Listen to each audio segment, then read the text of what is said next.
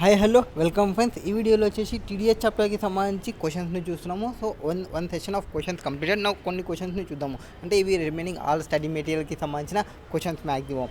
Mister Madhusudan is regular in deducting tax at source and depositing are same. So రెగ్యులర్గా టీడీఎస్ని deduct చేస్తున్నాడు, రెగ్యులర్గా టీడీఎస్ని డిపాజిట్ చేస్తున్నాడు. In respect of the quarter ended 31st December 2021. So quarter end 31st December లోపల deposit చేసుకుంటూ పోతున్నాడు. A sum of 80,000 was deducted at source from the contractor. So contractor నుంచి ఎంత డిడక్ట్ చేసుకున్నాడు? 80,000ని డిడక్ట్ చేసుకున్నాడు. ఇది 31st Decemberకి సంబంధించి. And the statement of tax deducted at source under section 200 was file on 23rd March 2022 for the quarter ended 31st 12 2021. ఇజలో 31st 12 2021కి సంబంధించి ఎప్పుడు చేయాలి? Before 31st January 2022 లోపల చేయాలి. ఏదానికైనా కానీ ఏ క్వార్టర్ ఎండ్ అయిన తర్వాత నెక్స్ట్ క్వార్టర్ మంత్ ఎండింగ్ లోపల చేయాలి. బట్ లాస్ట్ క్వార్టర్కి సంబంధించి అయితే మార్చి లోపలనే చేయాలి. అది టీడీఎస్ ప్రొవిజన్కి సంబంధించి డ్యూ డేట్కి సంబంధించి వస్తుంది. సో ఇప్పుడు అతను డిడక్ట్ చేసినాడా? ఫస్ట్ టీడీఎస్ అనేది కరెక్ట్గానే డిడక్ట్ చేస్తున్నాడు. టీడీఎస్ అమౌంట్ని డిడక్ట్ చేసినది పేమెంట్ చేయలేదు. ఎన్ని రోజులు పేమెంట్ చేయలేదు అన్ని రోజులకి అతను ఇంట్రెస్ట్ పేమెంట్ చేయాల్సి వస్తుంది. Next, is there any delay of part of Madhusudan in filing of statement of TDS? Yes, filing of ఎన్ని డేస్ ఉంది అనేది చూసుకోవాలి. 31st January తర్వాత నుంచి ఎన్ని డేస్ వస్తుంది? February 28 డేస్ వస్తుంది, ప్లస్ 23 డేస్ వస్తుంది. టోటల్గా 23 ప్లస్ 28 మీన్స్ 51 డేస్ వస్తుంది. So 51 days will be the delay late, 51 days. Next, if the answer to above is an affirmative, how much amount can be levied on Mr. Madhusudan for such default under section 234E. 234E ఇది late ఫీకి సంబంధించి. Per day 200 rupees late fee అనేది collect చేసుకుంటారు ఎప్పుడైతే TDS provisions within టైంలో file చేయకుంటే. So 234E కింద 200 rupees into 51 డేస్కి తీసుకుంటే 10,200 will be collected. So first కేసుకి వచ్చేసి, and is there any remedy available to him reduction or waiver of levy? వాళ్ళకి సిబిడిటీకి అయితే పవర్ ఉంది. కొన్ని సెక్షన్స్లో సిబిడిటీ రిలాక్సేషన్ ప్రొవైడ్ చేయొచ్చు. సో ఇతను ప్రాపర్గా అప్లికేషన్ పెట్టుకుంటే సిబిడిటీ వాళ్ళు రిలాక్సేషన్ని ప్రొవైడ్ చేస్తారు. సో ఫస్ట్ దానికి answer yes, there is delay on the part of Mister Madhusudan in filing of statement of TDS as per section 203 ప్రకారం. సో 200 ప్రకారం the statement of tax deducted at source for the quarter ended 31st December 2021 has to be filed on or before 31st January 2022. So ఎప్పటికి లోపల file చేయాలి? 31st December 2022 లోపల file చేయాలి. ఒకవేళ అది ముందు క్వార్టర్కి అయితే దాన్ని నెక్స్ట్ మంత్ తర్వాత ఎండింగ్ లోపల ఫైల్ చేయాలి. లాస్ట్ క్వార్టర్కి అయితే 31st March లోపల ఫైల్ చేసుకోవాలి. 31st March కాదు, 24th March సంథింగ్ ఏదో అంటారు అనుకుంటా. Next, however the same has been file only on 23rd March 2022. Hence, there has been 51 days delay on the part of Mr. Madhusudan in filing the statement of TDS. So 51 days delay చేసినాడు. As per section 234E of the Income Tax Act 1961, where a person fails to file delivery or caused to be delivered the statement of tax deducted at source within the prescribed term, then he shall liable to pay by way of fee a sum of 200 rupees for every day during which such the failure continues. So 200 rupees every day కి failure continue అయిన 200 డేకి 200 rupees per day payment చేయాలి. The amount of fee shall not however exceed the amount of tax deductible. So ఆ amount అనేది 200 rupees collect చేసే amount అనేది tax deducted ఎంతైతే pay చేయాలో అంత అమౌంట్ మించి కాకూడదు. ఫర్ ఎగ్జాంపుల్ ట్యాక్స్ అమౌంట్ వచ్చేసి టీడీఎస్ అమౌంట్ వచ్చేసి 5,000 ఉంది అనుకోండి, లేట్ ఫీ అనేది 6,000 వచ్చింది అనుకోండి, అది బాగోదు. సో వాళ్ళు కలెక్ట్ చేసేది ఓన్లీ 5,000 వరకు మాత్రమే కలెక్ట్ చేసుకుంటారు. In this case, since Mister Madhusudan has delayed filing statement 51 డేస్కి డిలే చేసినాడు, he would liable to pay fee of 200 rupees into 51 days, that is 10,200 rupees under section 234E. The said fee does not exceed the tax deductible, that is 80,000 in this case. So ఎంత amount ఉంది? యాక్చువల్గా 80,000 deduct చేసేసినారు. So 80,000ని exceed కాకూడదు fee అనేది. And ఈ fee అనేది మనకి బిజినెస్ ప్రకారం ఎక్స్పెండిచర్గా ఆలోచిస్తారంటే ఎస్, బిజినెస్ కింద ఎక్స్పెండిచర్గా క్లెయిమ్ చేయొచ్చు, no issue. Next, the CBDT is empowered to issue general or special order. So సిబిడిటీకి పవర్ ఉంది ఏది? జనరల్ ఆర్డర్ని ఇవ్వడానికి, ఆ స్పెషల్ ఆర్డర్ని ఇవ్వడానికి. Whether by way of relaxation of any of the provisions of section 139, that is return of ఫైలింగ్కి సంబంధించి, 143 ఇంటిమేషన్కి సంబంధించి, 144 నోటీసెస్కి సంబంధించి 147 బెస్ట్ జడ్జిమెంట్కి సంబంధించి వీటన్నిటిలో రిలాక్సేషన్ ప్రొవైడ్ చేయడానికి సిబిడిటీకి పవర్ ఉంది. Or otherwise in respect of any class of income, ఏదైనా క్లాస్ ఆఫ్ ఇన్కమ్కి సంబంధించి, so for example capital gain ఇన్కమ్కి సంబంధించి కానీ, ఆ పీజీబీపీ ఇన్కమ్కి సంబంధించి కానీ, ఆ అదర్ సోర్స్ ఇన్కమ్కి సంబంధించి, ఆర్ క్లాస్ ఆఫ్ కేసెస్, కొన్ని కేసెస్కి సంబంధించి అంటే ప్రొఫెషనల్కి సంబంధించి కానీ, ఆర్ ఆర్టిస్ట్కి సంబంధించి కానీ, ఆర్ శాలరీ ఎంప్లాయిడ్కి పర్సన్కి సంబంధించి కానీ, the CBDT May issue such orders from time to time. So ఆ ఆర్డర్స్ని టైమ్ టు టైమ్కి ఇష్యూ చేస్తారు if it consider expended to do so for the purpose of proper and efficient management of the work of assessment and the collection of revenue. Section 234E is included in the list of sections in respect of which the CBDT is empowered to issue order for relaxation of provisions of the Act. So ఇక్కడ 234E కింద list of సెక్షన్స్లో CBDT empower issue order of for relaxation of the provisions of the act. Hence remedy available to mister Madhusudan is that he can file an application to the CBDT under section 119 and seek waiver reduction of penalty levied or leviable under section 234E. Next, question number 2. What is there in question number 2?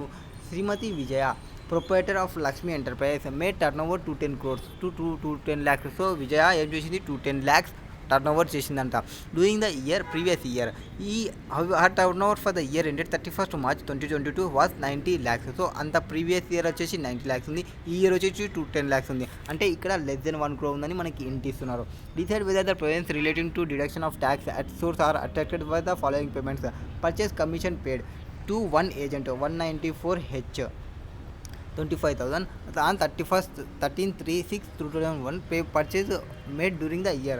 Next, civil payment to civil engineer 194J professional service की संबंधी 5 lakhs on 23rd August 2021 for construction of residential house. So residential house అంటే అది personal నేచర్కి అయిపోద్ది, so personal nature ఉంది అది.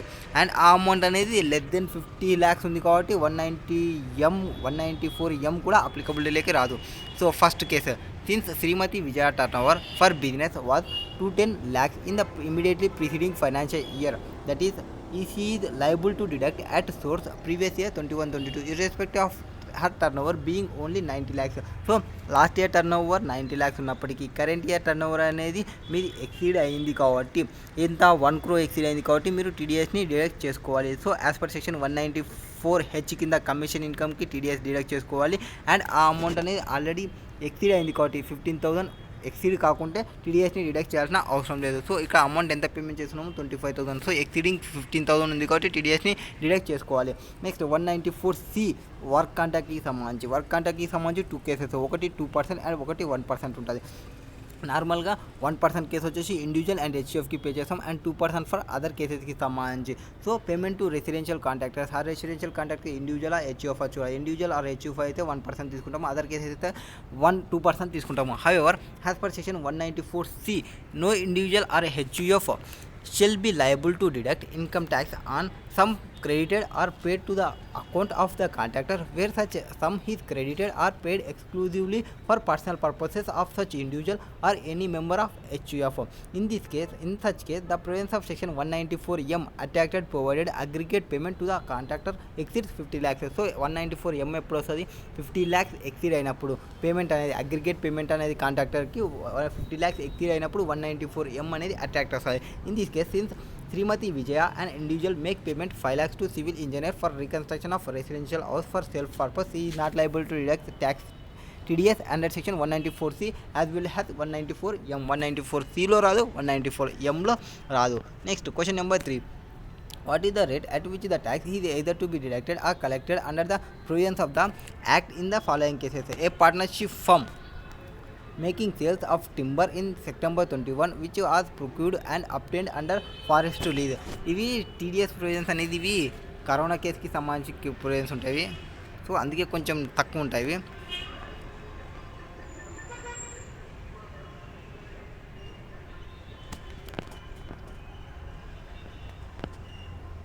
So అది పక్కన పెట్టేసేయండి. Next, examine the liability for tax deduction at source in the following cases. Assessment year 22-23 wing has paid 15 lakhs during the year to airport authority India towards landing and parking charges. So ఒక company airlines వాళ్ళకి ఒక 15 lakhs ఇచ్చింది. ఇప్పుడు ఇది amount ఏదైతే payment చేసిందో landing and పార్కింగ్కి rent ప్రకారం తీసుకోవాలా 194 అనుకుంటా, రెంట్ ప్రకారం తీసుకోవాలా ఆర్ వేరేగా తీసుకోవాలా అనేది first question. Next, omega limited and event management company organised A concrete of international artists in India. In this connection, it is engaged in service of overseas agent Mr. John from UK to bring artists to India. So ఇక్కడ ఒక event management ఉంది company, Omega event company, and international ఆర్టిస్టులు ఉన్నారు ఆ organised కాన్సెప్ట్లో. And ఇక్కడ కనెక్షన్లో it is engaged the service of an overseas agent Mister John for UK to bring artist to India. He contacted the artists and negotiated with them for performance of India in terms of authority given by the company. He did not take part of event organized in India. So అతను payment వచ్చేసి ఎంత చేస్తున్నారు, commission వచ్చేసి 1 lakh rupee payment చేస్తున్నారు to overseas ఏజెంట్కి సంబంధించి. So అక్కడ TDS prizes applicable అయితే అప్లికబుల్ కాదనేది చెప్పాలి. Next, Ramesh gave and billing to sublease. So sublease ఇచ్చినామంటే లీజ్ అంటే 194I వస్తుంది, 194I to MAC Limited with effect from 1/7/2021 on rent of 20,000 per month. The company also took an hire machinery for Ramesh with effect from 1/11/2021 on hire charges of 15,000 per month. So rent amount ఎంత ఉంది, amount వచ్చేసి hire charges వచ్చేసి 15,000 per month ఉంది. Rent of building and hire charges of machinery. So బిల్డింగ్కి and మిషనరీకి సంబంధించి, so ఇక్కడ బిల్డింగ్కి 20,000 ఉంది, మిషనరీకి 15,000 ఉంది. ఇది 20 + 15 మొత్తం 35 ఉంది. సో అగ్రిగేట్ అమౌంట్ తీసుకోండి. అండ్ వీటికి డిఫరెంట్ రేట్ ఉంటుంది, వీటికి డిఫరెంట్ రేట్ ఉంటుంది. ఆ డిఫరెంట్ రేట్ ప్రకారమే మనం TDSని క్యాలిక్యులేషన్ చేయాల్సి వస్తుంది. Next, 2,45,000 paid to Mister X on 1/2/2022 by Karnataka State Bank on compulsory acquisition of urban land. What would be your answer if agriculture land వచ్చేసి అగ్రికల్చర్ ల్యాండ్ అయితే అది ఎంత అమౌంట్ పేమెంట్ చేసిందని చూడండి, 2,45,000 పేమెంట్ చేసింది. ఓకే, అది కంపల్సరీ అక్విజిషన్ అప్పుడు కూడా TDSని డిడక్ట్ చేయాల్సి వస్తుంది. సో ఫస్ట్ కేసుకి వచ్చేసి ఇది ల్యాండింగ్ అండ్ పార్కింగ్ ఛార్జెస్కి మంచి TDS ఎట్లుంటుందంటే, యాక్చువల్గా 2 సెక్షన్స్ని ఫస్ట్ మనం రిఫ్లికేషన్ చేసుకుంటా చెప్పాల్సి వస్తుంది. అందులో ఏమంటే, the land and parking charges which are fixed by the Airports Authority Limited are not merely use of land. ఏదైతే అమౌంట్ చెప్పిందో, అంటే ఫర్ ఎగ్జాంపుల్ ఇప్పుడు నేను బయట ఒక ల్యాండ్ ఉందనుకోండి, ఆ ల్యాండ్ని నేను ఇచ్చిన అనుకోండి, రెంట్ ఆఫ్ ల్యాండ్ అయిపోతుంది. రెంట్ ఆఫ్ ల్యాండ్ అంటే ఆ ల్యాండ్ని నేను యూజ్ చేసుకుంటా. But in case of this కేసులో అంటే ల్యాండింగ్ పార్కింగ్కే ఇచ్చినప్పటికీ, ఎయిర్లైన్స్ ఇచ్చినప్పటికీ జస్ట్ నువ్వు ల్యాండ్ ఒకటి యూజ్ చేయరు, ఎవరు వాళ్ళు, వాళ్ళకి సంబంధించి ఆ ల్యాండ్ అనేది, ల్యాండ్ అంటే ఎక్కడ పడితే అక్కడ ల్యాండ్ ఉంది, ఆ ల్యాండ్ నేను తీసుకుంటా, ఆ ల్యాండ్ నేను ఫ్లైట్ని స్టాప్ చేస్తా అంటే కాదు. సో ఎయిర్లైన్స్ వాళ్ళు కొంత మెయింటైన్ చేయాల్సి వస్తుంది ఆ ల్యాండ్ని. దానికోసం ఇది రెంట్ అని చెప్పము, రెంటింగ్ ఆఫ్ ల్యాండ్ అని చెప్పము. సో ఇది వర్క్ కాంట్రాక్ట్ కింద చెప్తాము, that is use of land. These charges are also for services and facilities offered in connection with the aircraft operation at the airport which include providing of air traffic service, ground safety. So అక్కడ ఏం చెప్తారు, services ఏవేవి facilitate చేయాల్సి వస్తుంది, ఇంకా in connection with that airport ఆపరేషన్కి సంబంధించి includes air traffic సర్వీసెస్ని ప్రొవైడ్ చేయాలి, గ్రౌండ్ సేఫ్టీ సర్వీసెస్ని ప్రొవైడ్ చేయాలి, ఆర్కోనాటిక్ కమ్యూనికేషన్ ఫెసిలిటీస్ని ప్రొవైడ్ చేయాల్సి వస్తుంది, installation and maintenance of navigational aids and meteorological services at the airport. So అవన్నీ మెయింటైన్ చేయాల్సి వస్తుంది. జస్ట్ ల్యాండ్ని ఇస్తే సరిపోదు, ఆ ల్యాండ్కి ప్రాపర్గా మెయింటెనెన్స్ అనేది చేయాలి, ఎవరు ఎయిర్లైన్స్ వాళ్ళే మెయింటైన్ చేయాలి. So this is the case, the tax is not deducted under section 194I కింద డిడక్ట్ చేయము, that is rent of land కింద డిడక్ట్ చేయము, which provide deduction of tax payment in the nature of rent. ఏం tax is deducted 2% under section 194C by airlines company Wings Limited on payment of 15 lakhs made towards landing and parking charges to the airport authority of India for the previous year 21-22 సంబంధించి. Next, TDS and services of overseas agent outside India. So outside India వాళ్ళకి amount pay చేసినప్పుడు ఆ అమౌంట్కి TDS deduct చేయాలా, deduct చేయకూడదా అంటే, first and overseas agent of Indian company operates in his own country and no part of his income accrue or arise in India. So ఆ agent ఎవరైతే ఉంటారో, ఓవర్సీస్ ఏజెంట్ అయితే ఉన్నాడో, ఇండియన్ కంపెనీకి operate చేస్తున్నారు, అక్కడ ఎక్కడ వర్క్ చేస్తున్నారు అంటే ఓన్ కంట్రీలోనే వర్క్ చేస్తున్నారు, ఇండియాకి ఎటువంటి లింక్ అనేది లేదు. Is commission is as usually remitted directly to him and he therefore not received by him or on his behalf in India. The commission paid to non-resident agent of service rendered outside India and he is not chargeable to tax in India. So అతను work outside India చేస్తున్నాడు and amount outside India తీసుకుంటున్నాడు. ఏదైతే commission amount outside India తీసుకుంటున్నాడో ఇది ఎక్కడ మనకి ఇండియాకి ఎటువంటి లింక్ అనేది లేదు. సో సిన్స్ కమిషన్ అమౌంట్ అనేది ట్యాక్స్ ప్రొవిజన్స్లోకి రాదు, దాని మీద ట్యాక్స్ పే చేయాల్సిన అవసరం లేదు. Commission income for contacting and negotiating with artist by mister John a non resident who remains outside India is not subject to tax in India. Once tax liability ఇక్కడ రాకుంటే tax deduction అనేది రాదు. So there is no liability for deduction of tax. It is assume that commission equivalent to 1 lakh was remitted to Mister John outside India. Next ఇంకా third case ఏమి, building and ల్యాండ్కి సంబంధించి individual కేసుకి amount provide చేసినప్పుడు ఆ amount అనేది first aggregate చేయండి. Aggregate చేసిన అమౌంట్ ఎక్సీడింగ్ 2,40,000 ఉందా చూడండి. 2,40,000కి ఎక్సీడ్ ఉంటే టీడీఎస్ని డిడక్ట్ చేయాలి. అట్ ద రేట్ ఆఫ్ బిల్డింగ్కి సంబంధించి అయితే 10% డిడక్ట్ చేయాలి. మిషనరీకి సంబంధించి అయితే 2% డిడక్ట్ చేయాలి. So 194I if the aggregate amount of rental income paid or credited to a person exceeds 2,40,000. Rent includes payment for use of inter area building and machinery. So building include అవుతుంది, machinery కూడా include అవుతుంది. The aggregate payment made by Mac Limited to Ramesh towards rent in previous year 21-22 will be 2,55,000. So రెండింటిని కలిపితే building 1,80,000, machinery 75,000, రెండింటిని కలిపితే 2,55,000. 2,55,000 మీద direct మీరు percentage వేయకూడదు.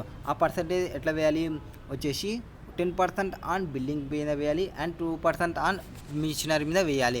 Next TDS and compensation for compulsory acquisition will be tax is deducted at source of 10% deduct చేయాలి. 194 కింద ఇది 7.5 అంటే కరోనా టైం కాబట్టి 7.5 అని చెప్పినారు. Where the payment is made to resident has compensation or enhanced compensation on compulsory acquisition of any immovable property. So ఏమైనా compensation వచ్చినా or enhanced compensation వచ్చినా అంటే కాంపెన్సేషన్ ఇంక్రీజ్ చేసిన ఆ కంపల్సరీ అక్విజిషన్లో ఏ ఇమ్మూవబుల్ ప్రాపర్టీకైనా సో అగ్రికల్చర్ ల్యాండ్ కాకుండా ఉంటే దాని మీద టీడీఎస్ని డిడక్ట్ చేయాలి. However no tax deduction is required if the aggregate payment does not exceed 2,50,000. So amount అనేది 2,50,000 ఎక్సీడ్ కాకుంటే టీడీఎస్ డిడక్ట్ చేయాల్సిన అవసరం లేదు. Therefore no tax is required to be deducted at source on payment of 2,45,000 to Mr. X since the aggregate payment does not exceed 2,50,000. So amount అనేది 2,50,000 exceed కాలేదు. since the definition of a movable property specifically excludes agriculture land, ఒకవేళ అది agriculture land అయితే no tax is deductible at source of compensation paid for compulsory acquisition of agricultural land. So compulsory acquisition of agriculture land అయితే టీడీఎస్ని deduct చేయాల్సిన అవసరం లేదు.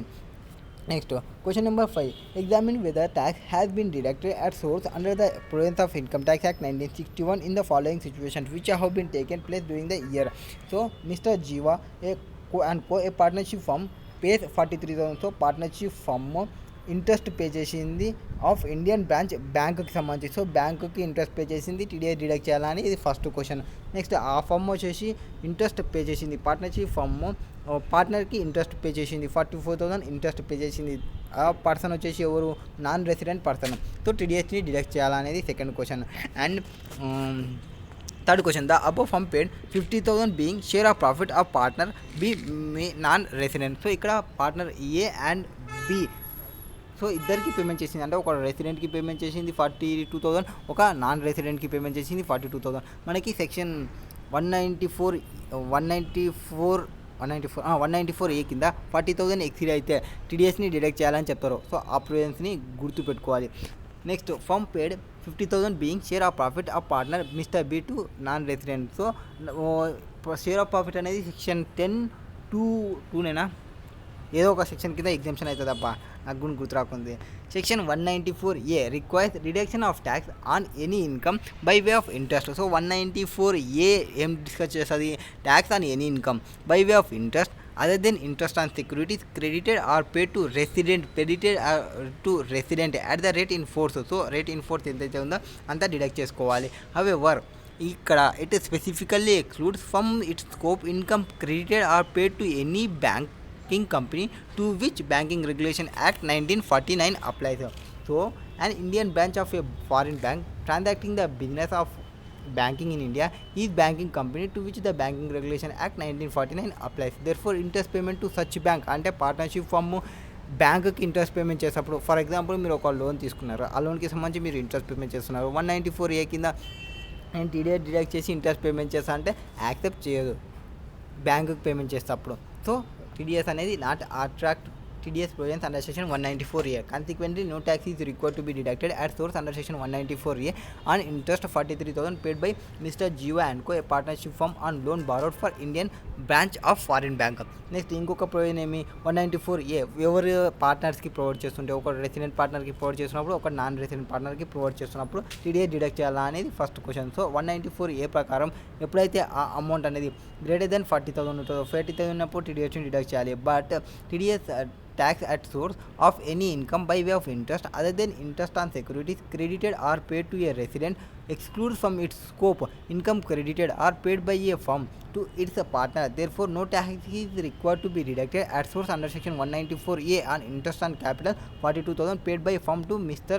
ఏ resident partner. So resident పార్ట్నర్కి మీరు payment చేసినప్పుడు ఇంట్రెస్ట్ పేమెంట్ చేసినప్పుడు టీడీఎస్ని deduct చేయాల్సిన అవసరం లేదు.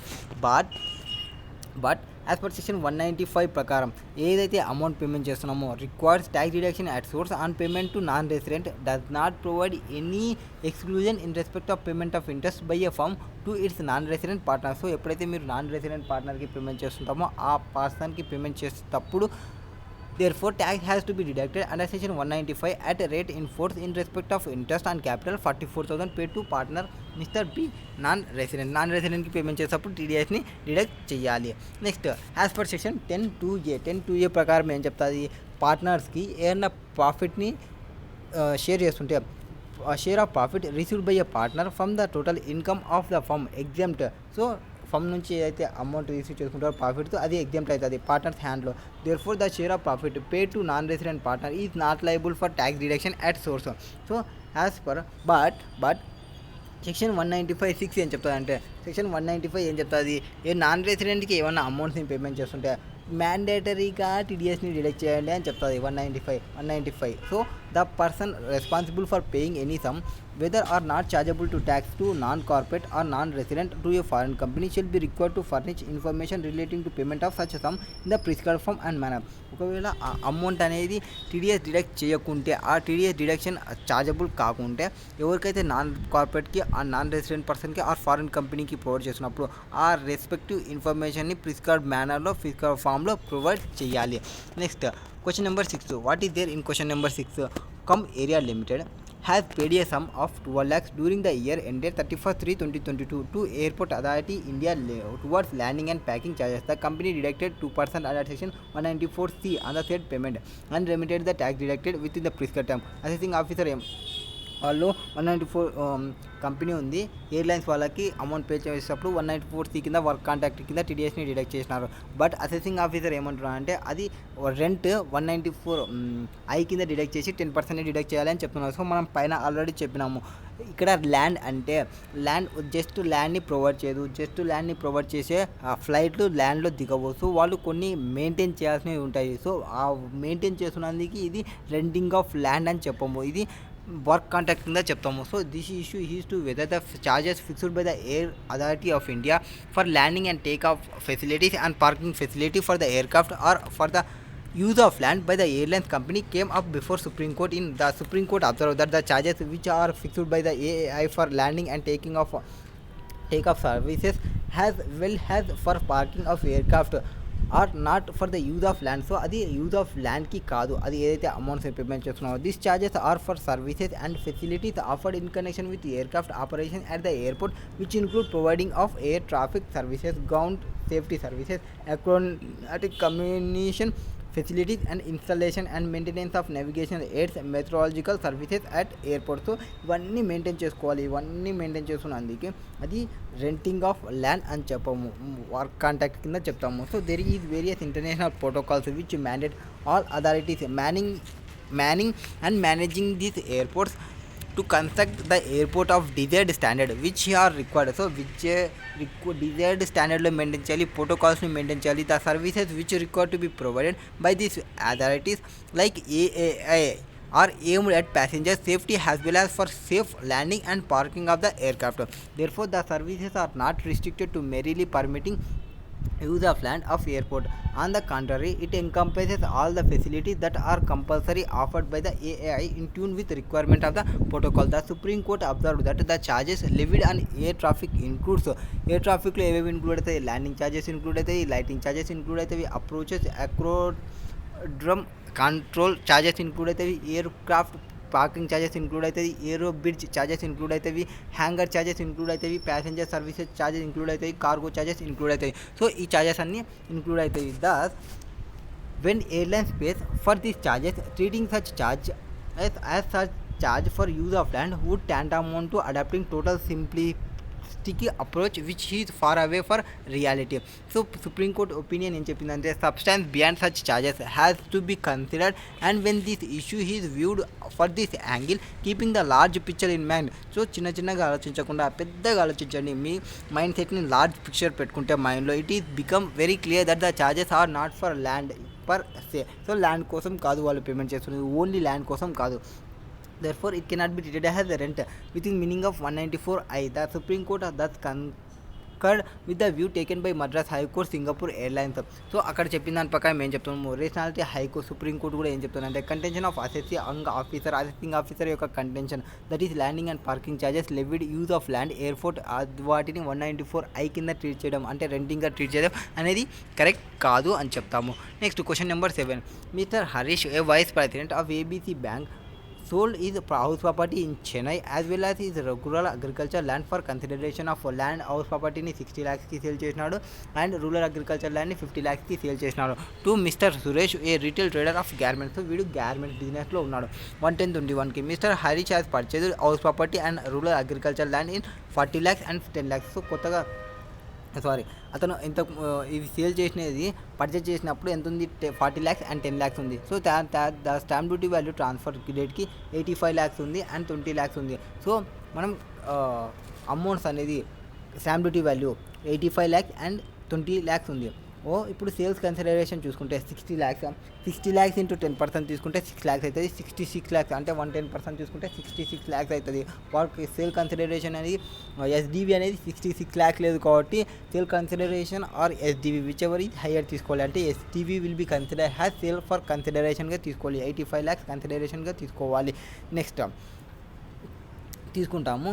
నెక్స్ట్ ఇది క్యాపిటల్ గెయిన్ పడుతుంది ఎవరి హ్యాండ్స్లో, ఎవరైతే ట్రాన్స్ఫర్ చేస్తున్నారో ట్రాన్స్ఫరర్కి సంబంధించి, అండ్ ఎవరైతే రిసీవ్ చేసుకుంటున్నారో సెక్షన్ 56(2)(10) ప్రకారం ఎవరైతే ఇమ్మూవబుల్ ప్రాపర్టీస్ ఉన్నప్పుడు ఇన్అడ్వకేట్ కన్సిడరేషన్ రిసీవ్ చేసుకుంటే ఆ అమౌంట్ అనేది ఎక్సీడింగ్ 50,000 ఉంటే ఆ ఇమ్మూవబుల్ ప్రాపర్టీ అనేది ఇన్కమ్ ఫ్రమ్ అదర్ సోర్సెస్ గిఫ్ట్గా ట్రీట్ చేసి ఇన్కమ్ ఫ్రమ్ అదర్ సోర్సెస్లో ట్యాక్స్ వేస్తాము. That is the case. Next determine the tax implication in the hands of Mr. Mr. Suresh if the agreement date sale of house property and rural agriculture land 1/7/2021 the stamp duty value of the said date 75 lakhs and 15 lakhs. So stamp duty value 75 lakhs 15 lakhs. So stamp duty value on the date of agreement తీసుకుంటామా or on the date of transfer తీసుకుంటామా అంటే on the date of అగ్రిమెంట్కి సంబంధించి ఎంతో కొంత amount payment చేసి ఉంటే on the date of agreement తీసుకుంటాము. ఆ డేట్కి ఏ అమౌంట్ని పేమెంట్ చేయకుంటే on the date of sale తీసుకుంటాము.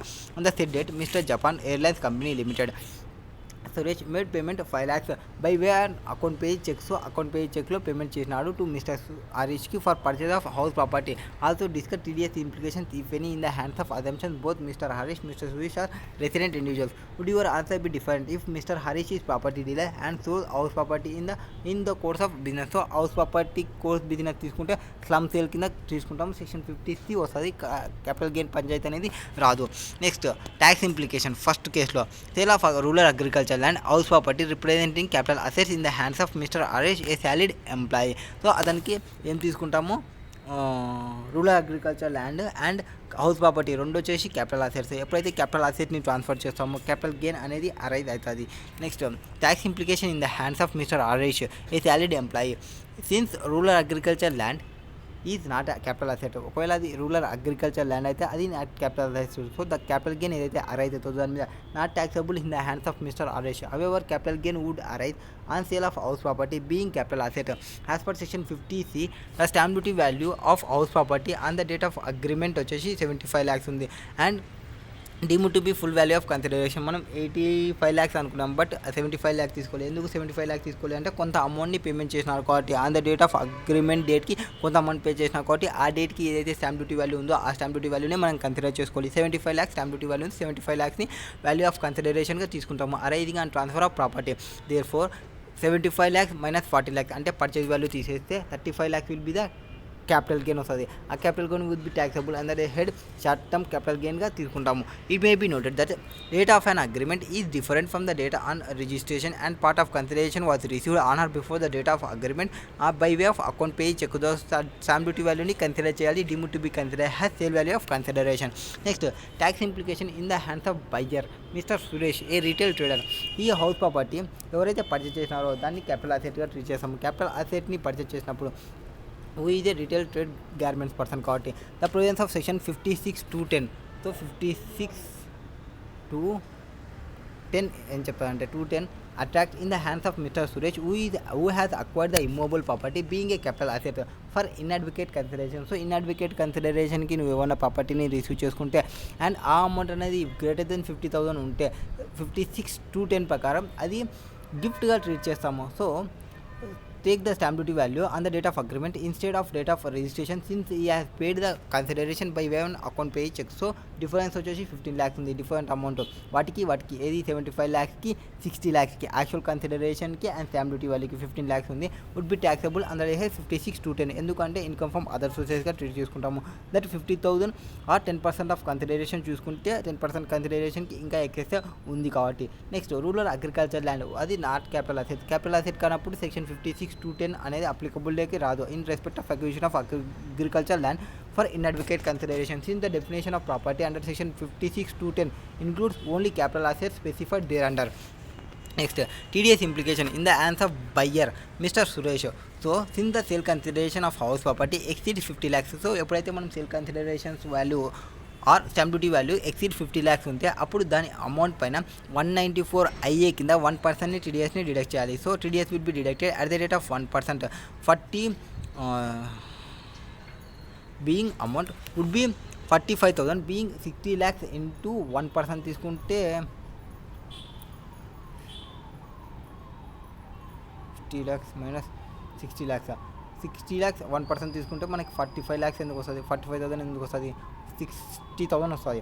ఇప్పుడు TDS provisions under section 194A are not attracted in case of rural agriculture land. Rural agriculture ల్యాండ్కి 194 ఓకే 194Aకి సరే రూరల్ అగ్రికల్చర్ ల్యాండ్కి అప్లికబుల్ కాదు 194 IA టీడీఎస్. ఎందుకంటే అది క్యాపిటల్ గెయినే అది క్యాపిటల్ అసెటే కాదు ఫస్ట్ రూరల్ అగ్రికల్చర్ ల్యాండ్ అంటే. Tax implication on sale of house property representing stock in hand in the hands of mister Harish A property dealer. So stock in hands ఉంటే అప్పుడు 43CA deal చేస్తుంది ఎవరికి, business పర్సన్కి. And కింద house ప్రాపర్టీకి కింద పర్సన్కి సెక్షన్ 56 to 10 అప్లికబిలిటీలోకి వస్తుంది. నో ఈ కేసులో ఏమవుతుంది, సేమ్ పైన ఎట్లయితే క్యాలిక్యులేషన్ చేస్తామో అట్లనే క్యాలిక్యులేషన్ చేసి ఆ కేసులో మనం ఎంతైతే ట్యాక్సబిలిటీ వేస్తామో, సో ఆ కేసులో మనం ఎంత ట్యాక్సబిలిటీ వేసినామో 35 lakhs వేసినాము, అది షార్ట్ టర్మ్ క్యాపిటల్ గెయిన్గా తీసుకున్నాము. ఇప్పుడు ఈ 35 lakhs అనేది పీజీబీపీ కింద తీసుకుంటాము. సో 35 lakhs బిజినెస్ ఇన్కమ్గా ట్రీట్ చేసుకోవాలి 43CA ప్రకారం. నెక్స్ట్ టీడీఎస్ ఇంప్లికేషన్ 56 సురేష్కి సంబంధించి ఏం చేంజ్ కాదు, 56 to 10లోనే అప్లికబిలిటీలోకి వస్తుంది ఎందుకంటే ఆ ప్రాపర్టీ అనేది ఎక్సీడింగ్ 50,000 ఉంది కాబట్టి. Next question number 8. What is there in question number 8? Siddharth hospitals private limited has recently been accorded recognition by several insurance companies to admit and treat patient on cashless hospitalization basis. So వాళ్ళు ఇన్సూరెన్సెస్ని provide చేస్తున్నారు, క్యాష్లెస్లోనే payment చేస్తున్నారు. Payment to assessee hospital will be made by third party administration pay TPA who will process the claim for the of the patient admitted and make payment to various hospitals including the assessee. All TPAs are corporate entities. The assessee want to know whether the TPA are bound to deduct tax at source under 194J or 194C. So 194J అంటే ప్రొఫెషనల్కి సంబంధించి, 194C అంటే work కాంట్రాక్ట్కి సంబంధించి. So ఏ సెక్షన్లో టీడీఎస్ని deduct చేయాలనేది వాళ్ళ doubt. So first ఇక్కడ ఏం చేస్తానంటే 194J కింద డిడక్ట్ చేయాల్సి వస్తుంది. వాటికి సంబంధించి ఏవి ఈ అమౌంట్ ఏదైతే పేమెంట్ చేస్తుందో ఆ అమౌంట్కి సంబంధించి that is issue is been clarified by CBDT as per provisions of section 194J. Any person who is responsible for paying to a resident any sum by way of fee for technical fee. So insurance business వాళ్ళకి ప్రొఫెషనల్గా treat చేస్తే shall at the time of credit of such amount to the account of payee or at the time of payment, at the time of credit of account కానీ or at the time of payment కానీ amount 10%ని TDS deduct చేయాలి. Which is earlier తీసుకొని in case ఆ cheque amount will be 10% తీసుకోవాలి. ఇది మనకు సంబంధం లేదు, కరోనా సంది. Sum of TDS 194J. Professional services include services rendered by the person in the course of carrying on medical profession. So medical ప్రొఫెషన్లో క్యారింగ్ సర్వీసెస్ రెండర్ చేస్తున్న వాళ్ళని కూడా ప్రొఫెషనల్ సర్వీసెస్ కింద నేను ట్రీట్ చేసుకుంటాము. The services rendered by hospital to various patients or primarily medical services. So medical services అంటాము. So and therefore the provisions of section 194J are applicable on payment made by TPA to hospitals. So ఏవైతే provisions 194J applicable అవుతుందో on payment made by the TPA to hospitals such etc. Further, for invoking provisions of section 194J, there is no stipulation that the professional services has to be necessarily rendered to the person who makes payment to hospital. Therefore, TPA who are making payment on behalf of insurance company to hospital for settlement of medical insurance claims under various schemes, including cashless schemes, are liable to be deducted under section 194J on all such payments hospitals. So 194J అవుతుంది, 194th work contract కాదు. Next question number 9th. What is there in 9th? Examine the context of provisions contained in chapter 17B of the act and also work out the amount of TDS payer in the following cases. So following కేసులో TDS ఎంత డిడక్ట్ చేయాలని చెప్పాలి. Okay. Payment of 5 lakhs made by JCP and co to Pingo Events Company Limited on 4th September 2021 for organizing a debate competition on subject preservation of ruling heritage on Rajasthan. So ఒక సర్వీస్ని provide చేస్తుంది ఈ company అనేది. So event management company కాబట్టి అంటే professional కింద treat చేసుకుంటే 194J కింద TDSని డిడక్ట్ చేసుకోవాల్సి వస్తుంది. Next KD, a part-time director of DAF Private Limited, was paid an amount of 2,25,000 as fee, which are actually in the nature of commission on sales for the paid. So commission of sales అంటే మనకి ఎంత amount అవుతుంది? Commission of income అంటే ఆ director వచ్చేసి professional అవుతాడు కంపెనీకి. So ప్రొఫెషనల్గా ట్రీట్ చేసినప్పుడు 194J కింద TDSని డిడక్ట్ చేయాల్సి వస్తుంది. అండ్ ఫస్ట్ కేసులో ఏం ప్రొవైడ్ చేసినాము? ఆర్గనైజింగ్ ఏ డిబేట్ కాంపిటీషన్ని ప్రొవైడ్ చేసినాము. డిబేట్ కాంపిటీషన్ని ప్రొవైడ్ చేస్తే వాళ్ళకి ప్రొవైడ్ చేసినప్పుడు అది కాంటాక్ట్ అవుతుందా ఆర్ అతను ప్రొఫెషనల్గా ప్రొవైడ్ చేసినారా అనేది చూడాలి. So 5 lakhs made by JCP to Pingo event on 4th September for organising a debate competition అందా. సో జస్ట్ ఇలా మనం ఆర్గనైజింగ్ చేస్తున్నాము, పార్టిసిపేషన్ ఏం లేదు, ఆర్గనైజింగ్ చేస్తున్నాము అంటే కాంటాక్ట్ తీసుకున్నాము. సో కాంటాక్ట్ వర్క్ అవుతుంది, 194C అవుతుంది. So first the services of event managers in relation to sports activity. So event management to sports activity alone has been notified by the CBDT as professional services for the purpose of section 194J. In case of payment of 5 lakhs was made to an event management company for organizing of debate competition, hence provisions of section 194J అనేది not attracted. However, TDS provisions under section 194C to contact payment would be attracted at the rate of 2% in case of any other case, 1% in case of individual and HUF. ఇక్కడ మనం payment వచ్చేసి కంపెనీకి కాబట్టి 2% TDS deduct చేయాలి 194C కింద. So 194T కింద 2% అంటే 10,000 మీద 2% అంటే 5 lakhs మీద 2% అంటే 10,000 TDS డిడక్ట్ చేయాలి. నెక్స్ట్ 194J ఏం చెప్తుంది? Provide that for deduction of tax at the rate of 10% on any remuneration or fee or commission by whatever name call pay to director. So whatever మీరు ఏమైనా ఇష్టం వచ్చిన పేర్లు చెప్పుకోండి. మీరు డైరెక్టర్కి పేమెంట్ చేస్తున్నారా? ఎస్, డైరెక్టర్కి పేమెంట్ చేస్తున్నారు. 194J కింద TDSని డిడక్ట్ చేయండి. మీరు కమిషన్ అని చెప్పుకోండి, ఆర్ పర్క్విజిషన్ అని చెప్పుకోండి, ఆర్ ఇంకొక ఫ్రీ అని చెప్పుకోండి. మీ ఇష్టం వచ్చినది చెప్పుకోండి, మాకు సంబంధం లేదు. 194J కింద 10% TDSని డిడక్ట్ చేయండి అని చెప్తున్నారు. కమిషన్ అని చెప్పుకుంటే ఏమవుతుంది? ఏమైనా చేంజ్ అవుతుందంటే కమిషన్ చెప్పుకుంటే 194Hకి పోతాం, అక్కడ ఓన్లీ 1% మాత్రమే TDSని డిడక్ట్ చేస్తాము. So that is the case. 192 కిందనే TDS deduct which is not in the nature of salary in respect of which tax is deducted under section 192. So 192 కింద అయితే శాలరీ అయితే డిడక్ట్ చేస్తాము అట్లయితే. Next hence tax is deducted at source under section 194J at the rate of 10% by DAF Private Limited on the commission 2,25,000 pay to KD a part-time director. The tax deducted under section 194J would be 16,875 being 2,25,000 మీద 10%ని TDS deduct చేయండి. Next examine the applicability of the provisions relating to deduction of tax at source in the following cases. ట్రాన్సాక్షన్కి సంబంధించి TDS provisions applicability చెప్పాలి. Okay, Max limited pays 1,02,000 to Mini limited a resident contractor who under the contract dated 15th October 2021 manufactures a product according to specification of Max Limited by using material purchased from Max Limited. So వీని దగ్గర నుంచే purchase చేసుకొని వీనికి కావాల్సిన specification ప్రకారం మనం provide చేస్తున్నాం కాబట్టి 194C కింద TDS అనేది డిడక్ట్ చేయాల్సి వస్తుంది. ఒకవేళ మనం పర్చేస్ చేసినది వేరే వాళ్ళ దగ్గర నుంచి పర్చేస్ చేసి వీనికి డైరెక్ట్ మనమే మ్యానుఫ్యాక్చరింగ్ చేసి సేల్ చేస్తుంటే అది కాంట్రాక్ట్ టు సేల్ అవుతుంది. అప్పుడు కమిషన్ అమౌంట్ డిడక్ట్ చేసి వర్క్ కాంట్రాక్ట్కి రాదు. సో వర్క్ కాంట్రాక్ట్ అవుతుందా కాదనేది ఫస్ట్ మనం తెలుసుకోవాలి. So with in definition of work contract అయితే 194C కింద ఎవరికి ఇది మినీ లిమిటెడ్ కంపెనీ అయితే 2%, కంపెనీ కాకుంటే 1% డిడక్ట్ చేయాలి.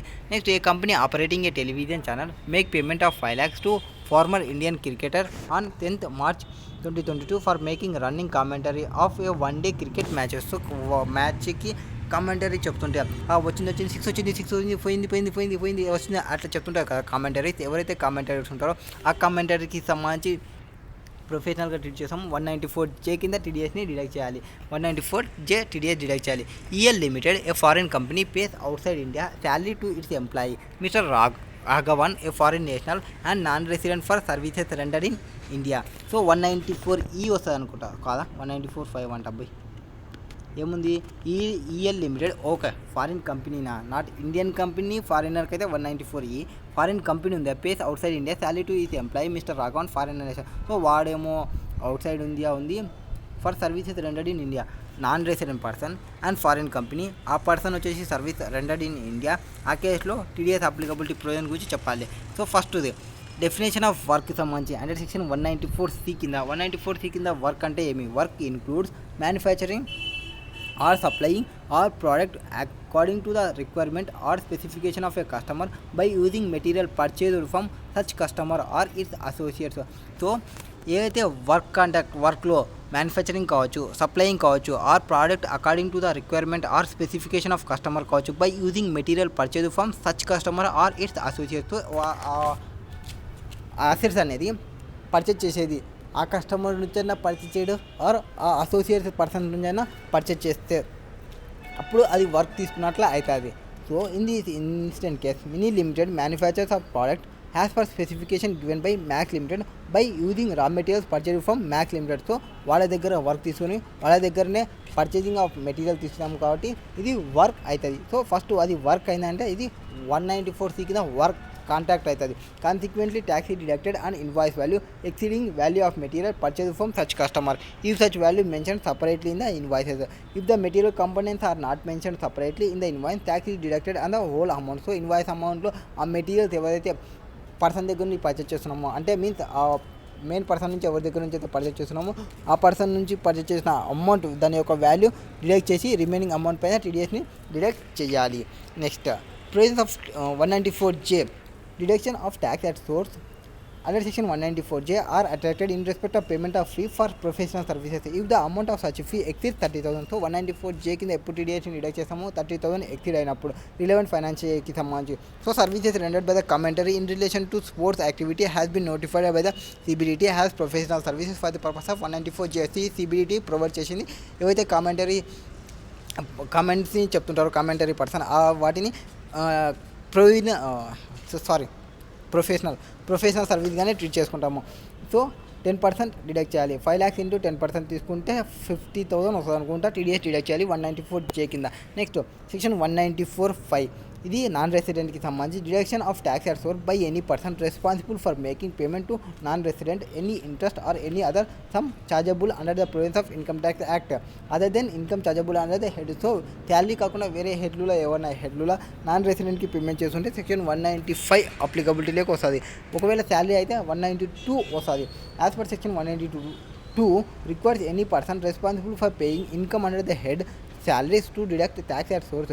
Therefore, even if the payer is a foreign company, section 192 would be applicable. So foreign company అయినప్పటికీ 192 సెక్షన్స్ అనేది అప్లికబుల్ అవుతుంది. TDS provisions under section 192 are attracted if the salary payable to a non-resident is chargeable to tax in India.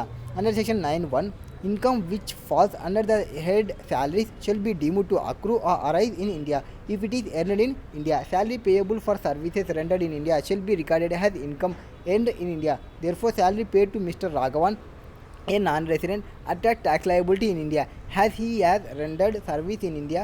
The salary attributable to such services. Therefore, foreign company EL Limited is liable to deduct at source 192 from salary Mr. Raghavan. So, Mr. Raghavan ki రాఘవాకి 192 కింద టీడీఎస్ని deduct చేయాలి. 192 కింద టీడీఎస్ని ఎట్లా deduct చేస్తాము? First normal slab rate ప్రకారం calculation చేయండి. Normal slab rate ప్రకారం calculation చేసి ఆ ట్యాక్స్ ఎంత అవుతుందో tax amount divided by tax liability చేసి ఎంత పర్సెంటేజ్ వస్తుందో ఆ యావరేజ్ రేట్ ఆఫ్ పర్సెంటేజ్ని ఈచ్ మంత్ శాలరీ అమౌంట్ని మల్టిప్లై చేసి ఆ అమౌంట్ని డిడక్ట్ చేసి రిమైనింగ్ అమౌంట్ శాలరీ ఇన్కమ్గా పేమెంట్ చేయాలి, క్రెడిట్ చేయాలి.